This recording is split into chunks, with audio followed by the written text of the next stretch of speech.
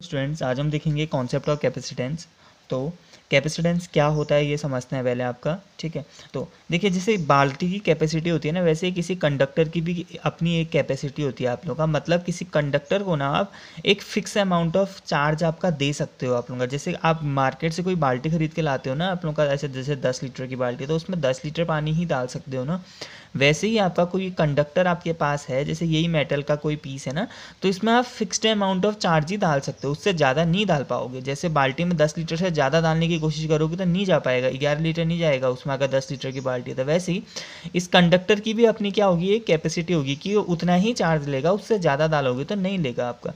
ठीक है, तो कैपेसिटी आप देखते हैं आपका, तो यहाँ समझना आप लोगों का। ठीक है, जैसे बाल्टी होती है ना आप लोगों का, इसी से समझते हैं आप लोगों का। तो देखो बाल्टी में जब हम पानी डालते हैं तो क्या होता है उससे, देखो जब बाल्टी में बिल्कुल भी पानी नहीं है ना, जब देयर इज़ नो वाटर आपका, जब वाटर नहीं है आप लोगों का, वाटर जीरो है, तो इसका जो लेवल है, लेवल भी तो जीरो होगा ना, पानी का जो लेवल होगा वो भी क्या रहेगा आपका, जीरो रहेगा। मतलब पानी नहीं तो लेवल नहीं।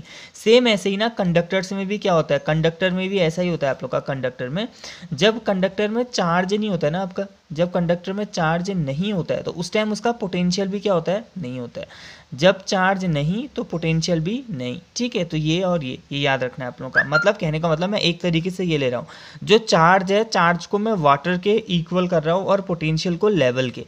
ठीक है, तो यहाँ समझना, जब चार्ज नहीं तो पोटेंशियल भी नहीं, जैसे पानी नहीं था तो लेवल भी नहीं है। अब जैसे जैसे आप पानी डालोगे, आपने इतना पानी डाल दिया तो उससे लेवल भी इंक्रीज हुआ। सेम वैसे ही अगर आप चार्ज थोड़ा डाल दोगे तो उससे पोटेंशियल भी क्या हो जाएगा, बढ़ जाएगा। पोटेंशियल का फॉर्मूला याद है ना आपको, 1/4πε0 Q/r।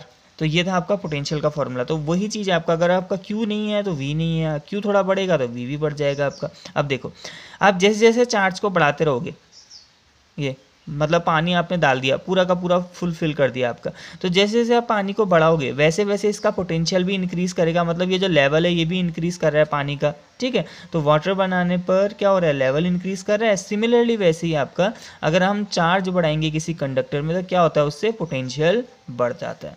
तो ये बढ़ाने से आपका ये बढ़ता है। लेकिन पोटेंशियल की वैल्यू एक जगह जाके फिक्स हो जाती है। जैसे ये पानी का लेवल इतने में जाके क्या हो गया आपका, फिक्स हो गया है, वैसे ही पोटेंशियल की वैल्यू क्या हो जाती है, एक जगह जाके फिक्स हो जाती है आपका। उसके बाद अगर आप चार्ज डालोगे ना, उसके बाद अगर आपने, इसके बाद देखो पानी एकदम भर गया, इसके बाद भी अगर आप पानी डालोगे तो पानी बाहर बह जाएगा। ये सिमिलरली वैसे ही क्या होता है ना आपका, जब पोटेंशियल एक मैक्सिमम वैल्यू में पहुंच जाता है अपनी, ठीक हो गया, एक फिक्स मैक्सिमम वैल्यू में पहुंच जाता है आपका, उसके बाद आप जितना भी चार्ज डालो, ठीक हो गया, वो सारा का सारा चार्ज क्या हो जाएगा, ओवरफ्लो हो जाएगा। ठीक है, ओवरफ्लो कहें या फिर कहो आपका इंसुलेशन कैपेसिटी खत्म हो जाती है आपका।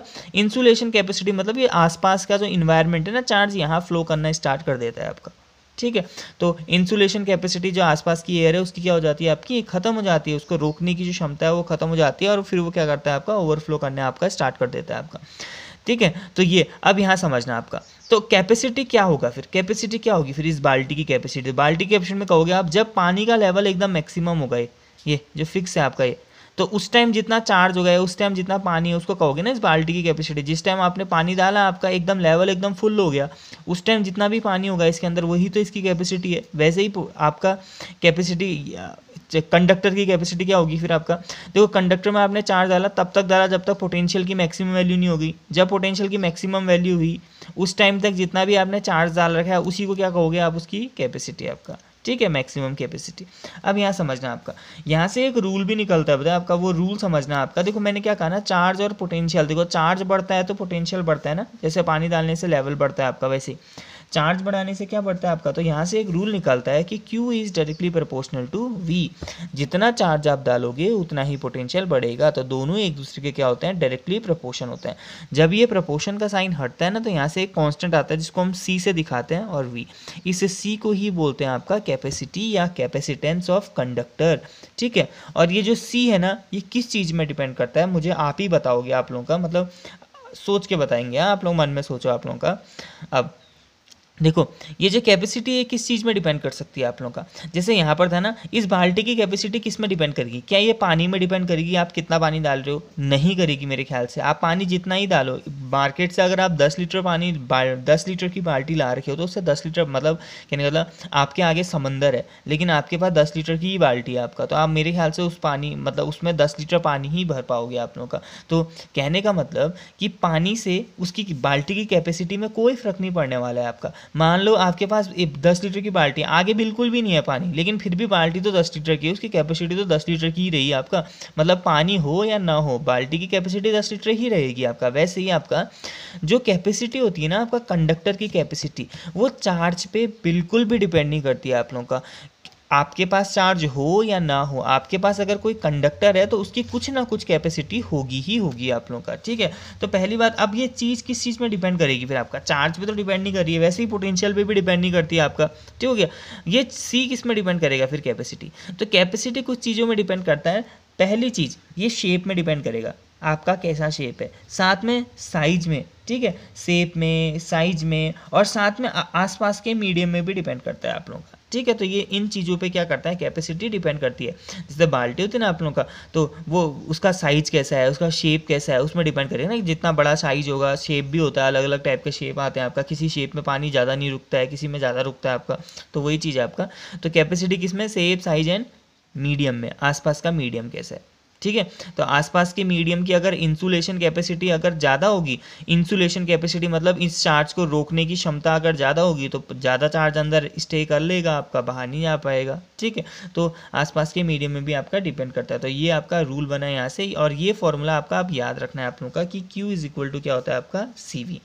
इसके बाद हम देखेंगे आप लोगों का कि कैपेसिटी की डेफिनेशन क्या होगी, फिर एक सिंगल अगर डेफिनेशन की बात करूँ तो इस हिसाब से, इस फॉर्मूले से सी इज इक्वल टू क्या आ जाएगा, Q अपॉन V। तो डेफिनेशन ऐसे ही निकालते हैं, अगर V की वैल्यू 1 वोल्ट होगी, अगर V कितना है आपका 1 वोल्ट, तो Q C इक्वल क्या कहते हैं, C इक्वल टू क्या आ जाएगा, Q होगा नहीं होगा।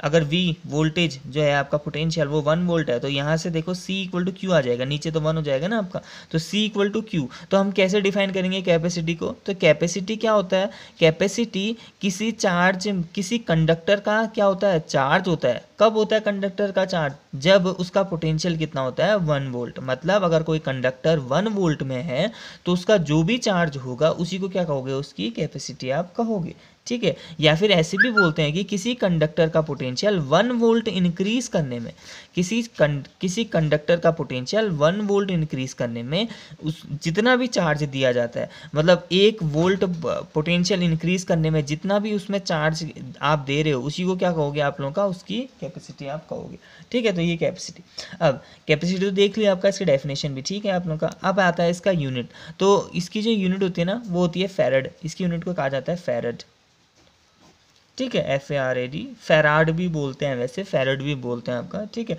तो इसकी यूनिट होती है फैरड। अब फैरड इज इक्वल टू, देखो फैरड की डेफिनेशन निकाल लेते हैं, कभी कभी एग्जाम में पूछा जाता है, 1 नंबर में खाली पूछ लेते हैं आपका फैरड को डिफाइन कर दो आपका। तो फैरड का मतलब देखो यहाँ से देखना, C is equal to Q upon V था ना, तो अगर मैं इसकी यूनिट फैरड रखूंगा तो फैरड यहाँ पर कितने किसके बराबर आ जाएगा, यहाँ पर 1 गुलाम हो जाएगा, और यहाँ पर क्या आ जाएगा आपका 1 वोल्ट। सबको 1 1 कर दिया, सबको यूनिट्स में वो कर दिया, मतलब 1 फैराड इज इक्वल टू 1 गुलाम पर 1 वोल्ट। इसका मतलब है आप लोग का कि अगर किसी कंडक्टर को 1 गुलाम चार्ज दे रहे हो और उसका पोटेंशियल 1 वोल्ट इंक्रीज हो रहा है, किसी कंडक्टर को 1 गुलाम चार्ज देने पर उसका पोटेंशियल अगर 1 वोल्ट इंक्रीज हो रहा है तो उसकी कैपेसिटी कितनी हो जाएगी, 1 फैराड, ठीक है। तो 1 गुलाम चार्ज देने पर अगर 1 वोल्ट पोटेंशियल इंक्रीज हो रहा है तो कंडक्टर की जो कैपेसिटी है वो कितनी हो गई, 1 फैराड, ठीक है। तो ये है आपका कैपेसिटेंस का कॉन्सेप्ट, समझ में आ गया होगा आप लोगों का। बहुत ही सिंपल एग्जांपल से मैंने समझाया था कि वाटर और लेवल, पानी और उसका लेवल, तो पानी का मतलब चार्ज, लेवल का मतलब पोटेंशियल, ठीक है। तो ये कुछ चीज़ें आपका, तो ये कभी कभी शॉर्ट नोट में आ जाता है आपका। अब इसके बाद ना डायमेंशन निकालने का काम आता है आपका।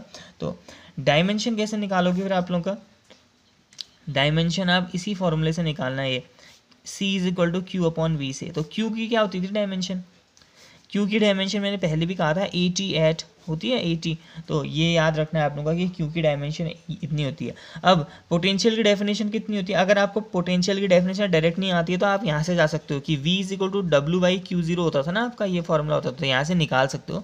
नहीं तो अभी मैं क्या करता हूँ, आपका डायरेक्ट करता हूँ आप लोगों का, तो थोड़ा टेढ़ा हो गया, सीधे में लिखते हैं Q/V, तो ये हो गया आपका 80।